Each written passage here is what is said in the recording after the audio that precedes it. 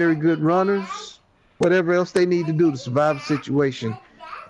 You know, Yep. I'm never as I will say as a father, I'm never as confident that I taught them enough and instilled the mindset in them. It's always something else I wish I would have taught them. Mm. However, they qualify to be considered nice instead of wimps. Yeah, because of the way I grew up, bro, I'm actually a stern. I'm stern against weakness. And I'm wild as a parent, bro. Like, I don't give a fuck, dude. Bro, there's some crazy shit that I do, bro. You know how, like, okay, just for example, you know how, like, you'll see a kid in Walmart, you know, tripping balls because he wants candy, right? You know, and parents, they're weak, bro. They'll just hand their kid, you know what? My kid, if he wants a candy bar in Walmart, that's cool. 25 push-ups right now. There it is. Drop down. Earn it right now. Earn it. Like, I want my kids to understand that That's you want cool. something, you have to work for it. You want it, you need to earn it. And you need to know what it feels like to work and have that reward in your hand, because you need to understand that working is a good thing. I also never use work as a punishment, because I want my children to understand that working, you shouldn't view work as a negative thing, right? So I always view it as, if Yeah. I punish my children with work, they will associate work as a punishment, which will make them not like work. And sadly, work is a part of all our motherfucking lives until we die. So if you hate work, Bubba, you got a problem. So I want them to love work. I want them to know that work is a positive thing, that work gains rewards, hard work gains better rewards, and that also there's no weakness, bro. Like, bro, nah, bro. Like, when my kids are crying, I tell them straight up, I say, son, what are you crying for? You're literally wasting your time. What you're doing right now is going to earn you nothing. It's going to get you nothing. It's not going to sway my heart. You're literally wasting your tears. Dry your face, calm down, and make a statement and ask me what you need here, and let's get this done. Like, that's how I talk to my kids. I really do. And people act like it's crazy, and maybe it is crazy. And I'll find out when I'm 18, you know, when they're 18, and it's a little too late to do the right thing. And I guess we'll figure it out when we get to that bridge. But Hey, it like, sounds like you're on the right track to me, man. yeah, I don't know, bro. Look, and at the end of the day, this is what because a lot of people do. You know, I've had a couple people, actually, a couple of family members, you know, tell me that you know, I really need to revise my parenting. But at the end of the day, here's what it is, bro. I went to sleep knowing full well that I was going to wake up to a beating. I went to sleep with an empty stomach. I stayed asleep cold, and I was alone, and I knew that I won't loved. My kids, they eat Mm. breakfast in the morning. They sleep in a bed with warm blankets, and they wake up to a home where they know they're not going to be abused, and they go to sleep knowing full well their mom and daddy love them. And I'm gonna be real, bro. That's, to me, I mean, I'm successful as a parent. I try my best to make sure my kids don't eat bullshit. I make sure my son reads, does his homework, and does extracurricular activities outside of school to prepare him. He always bitches at me, why do I got to do this? This is a part of my homework. And I say, because if you ain't on top of the rest of your class, then you're on the bottom. If you ain't first place, you're last. So I always try and teach that mentality. Like, I hold my son to a high standard, bro. Like, if you bring home a C, you're in trouble. I do. I'm that guy. Because if you accept an F, or you accept a D even, then you accept mediocrity. Right? I don't accept mediocrity from my kids. I accept A's and B's. You ain't got to make straight A's because you ain't Asian. But I mean, that's a little extra right there. But you know what I'm saying? Wow. You ain't an Asian kid, so Yeah. you ain't got to bring, oh, you brought home a B. Oh, you're in, fuck that. But, like, no, I expect A's and B's from my kids. I do. Because I expect greatness. I mean, you ain't got to be perfect, but I will not accept mediocrity. And I set that standard early, and I hope that, my kids build strength, and maybe that'll help them Nah, build some man, mental that's fortitude. good. I envy you So, on that. And I will say this. I raised my children with a lot of interference plus the abusiveness of their mom. I had to create a place where they could have some relief. So I wasn't as stern with them as I would like to have been. But they knew I didn't mess around. yeah. They knew I wasn't, I told them you don't have to be perfect. Like when it came time for recreational sports, like they were in soccer, baseball, basketball, and I coached when I coached them through most of that till they got to the point where I didn't know enough to do it. And the mentality that they got, because I ran my whole team like this, I taught the kids how to make mistakes. I told them, you're going to make mistakes, you're going to mess up. Practice is the best place for it to happen, because we're going to learn from messing up in here. So when you get to the game, we don't need you learning in the game. In the game, we need you performing. And I didn't get down on them, but I said, what I'll get on you about, and like I said, I did this with my kids. I even almost got in a fight with some of the parents because of some of the things that I was doing and teaching. They're out there yelling at their kid, and I'm telling them, you don't yell at the kid when you hear me. That's my kid. I'll yell if I want to. I said, when they get here to practice, when they're in the game, that's my child. Because I told these kids, you get yelled at for not doing your best. That's what you get yelled at for. You get yelled at for not giving your all and not giving your best. You don't get yelled at for making a mistake. And I would take my parents over to the side and I preach to them. I said, your kid didn't dream about striking out, dropping the ball, missing a pass. Hell no. Your kid didn't dream about the ball not going in the basket. That's not what they dreamed. They dreamed about greatness. Putting it up from past half court and it hitting all nets. Dreamt about that knocking home run. Over the fence. Yep.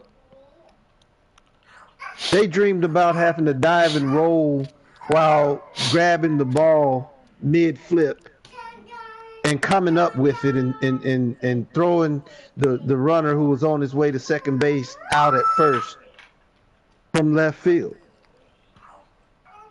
That's what they dreamed about. So we're not going to talk about this when they mess up, because you're going to cement them in the mistake when you do that. What I'm teaching them, what I taught them, hey man, another ball's coming. And when this next ball comes to you, that's when you're going to prove to them that mistake that happened, that mess up right there, that ain't you. So we don't live there. We get over that. As a matter of fact, you shouldn't even be thinking about proving anything to anybody. You just get back up and do what you do. You do what you need to do. Hey, one of the things I like to do too with my son, bro, I've taken him and let him watch me play ball before, because I like to, because he has an interest in basketball, and I'm not saying I'm no pro, but I'm nice on the court. You know what I'm saying? Like, I'm a center and I'm power forward, so like I'm a big dude, so I get out there and do post moves and shit like that, rebounds, and I always show my son. I show him, like, I bring him out there and I'll show him what I'm doing and show him like how I'm doing it, why I'm doing it. And one of the things I always tell him every single time I come off the court, I tell him straight up, because when he goes to play ball, I ask him the reverse question. But when I leave the court, I'm like, hey bud, guess what? I can't do nothing more out there because I left it all on the court. I got nothing more. And so when he comes off his court for his practice or his games, I'll be like, do you think you could have done anything else? Do you have the energy to go back out there right now? Do you have the energy to go back out there right now and play another game of basketball? And if the answer is yes, then you didn't do enough. You need to come off that court with nothing left. You understand? Like, you leave it all out there. And that's, I don't know. I be trying to do it, bro. I try to preach the shit that I want, that I wish somebody would have preached to me. I might have gotten a lot further in life if I had somebody in my corner that preached the shit that I be trying to preach to my youngins. Because I have nobody preaching to me shit, so it'd have been nice to have a man in my corner, trying to make me, more strong, more proud, more tough, more, you know what I'm saying? Like, all these good qualities that you would, think a man is. What did you know of a dad like? Fuck no, dude. Fuck no. No, I mean, it's a long story, but I didn't have parents at all. My father was a drug addict, and so was my mother, and I was in foster care from 3 to 18. So my bad. Yeah, it was dreadful. No, it's good. I mean, I'm 33. I'm over it now. It took me real shit though, fellas. Now that we've been here this long, I'll tell you right now. And this is why I've always hated weakness, bro. Because like going through what I've been through and hearing all these pussies in this world talk about I'm depressed. I didn't get over it till I was like 27, 28 years old. Deadass. Like, I actually had flashbacks, felt like real, actual PTSD from it that was so bad, you guys, that like I could be just, at work or, whatever, right? And then out of nowhere, I just have a flashback that I can't control. It would just happen. And it'd be so vivid and so bad, it would actually make me depressed for like the next 3 to 4 hours. And I would just feel just this utmost depression, like a hand just reached up from my gut, wrapped it around my heart and just pulls down. Just this feeling of just dread and defeat. And that lasted until I was 27 years old, bro. And then one day the good Lord let it stop. And it just stopped out of nowhere. I just stopped having flashbacks and I was finally able to get over it. But that was at age 27.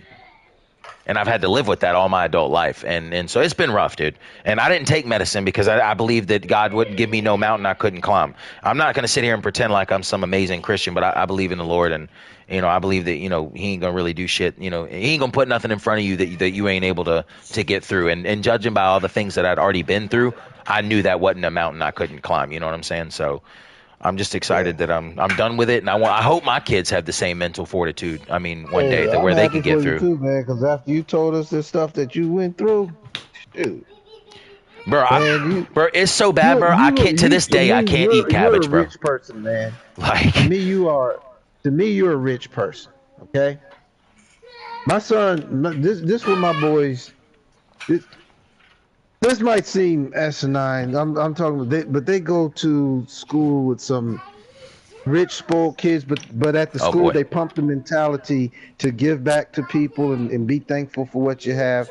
Be ready to serve. Okay, be ready to serve. Hmm. It's not like some of the other private schools around where they look down on the scholarship kids and whatnot. But still, you can see the effects of having versus not having.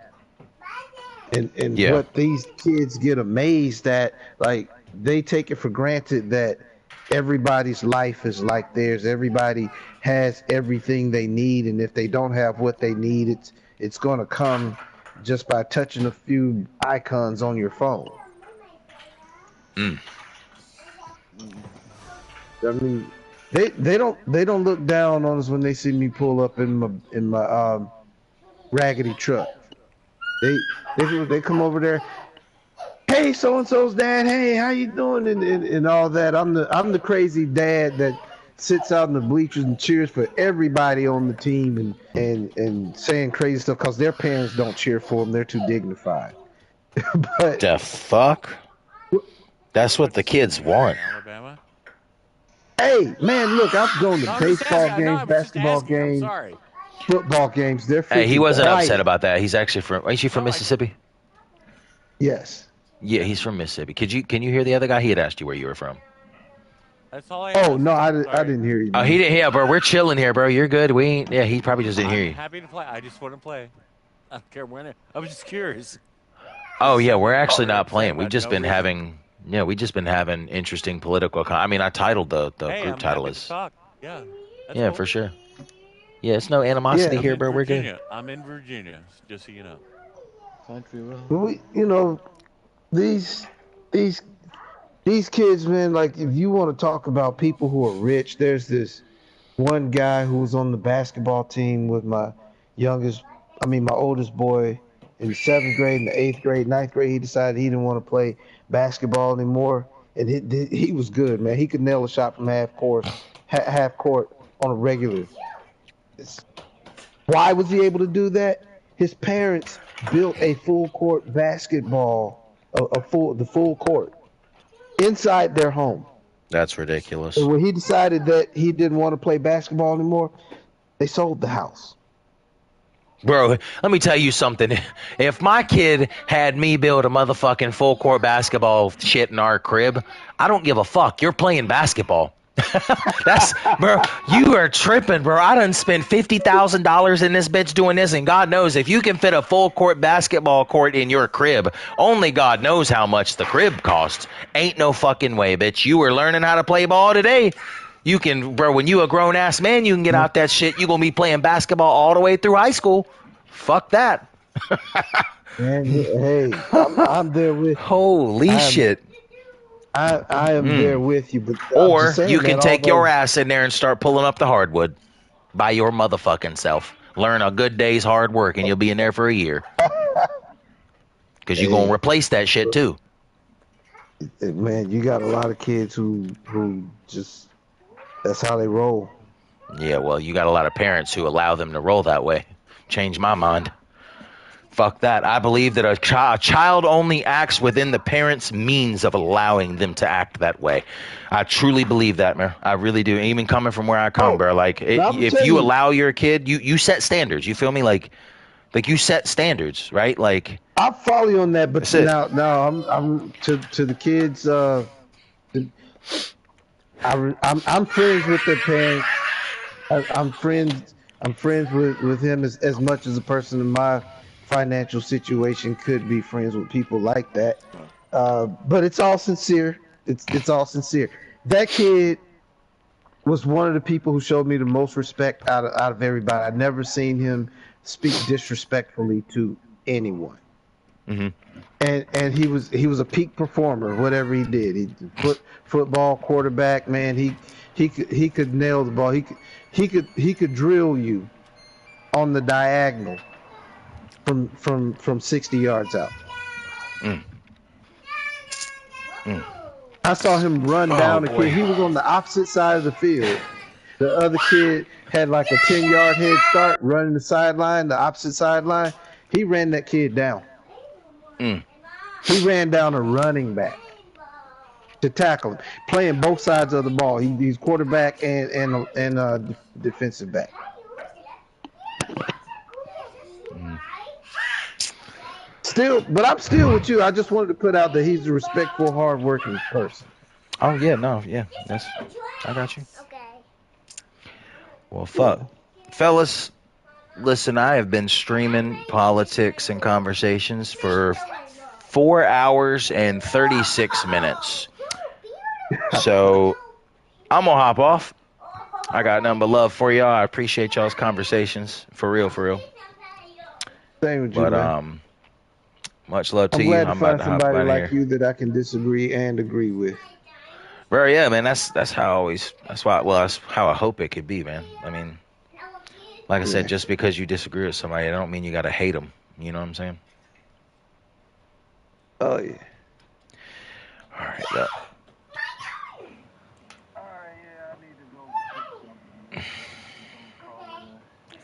Yeah.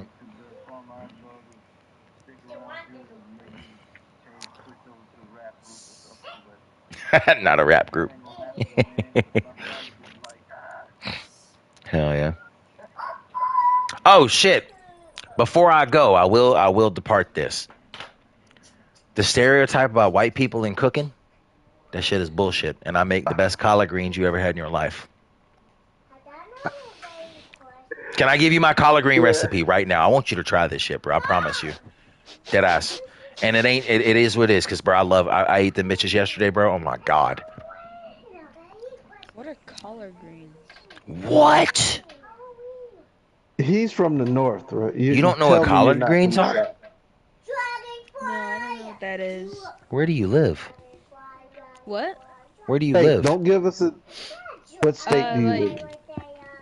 Ohio. Oh, wow. Well, that might be it. Really? They don't have collard greens in Ohio? Never heard of it. No Have you ever had shit. greens as a vegetable? Greens? Turnip Yeah. greens? Oh, turnips? Turnips? Any kind of greens.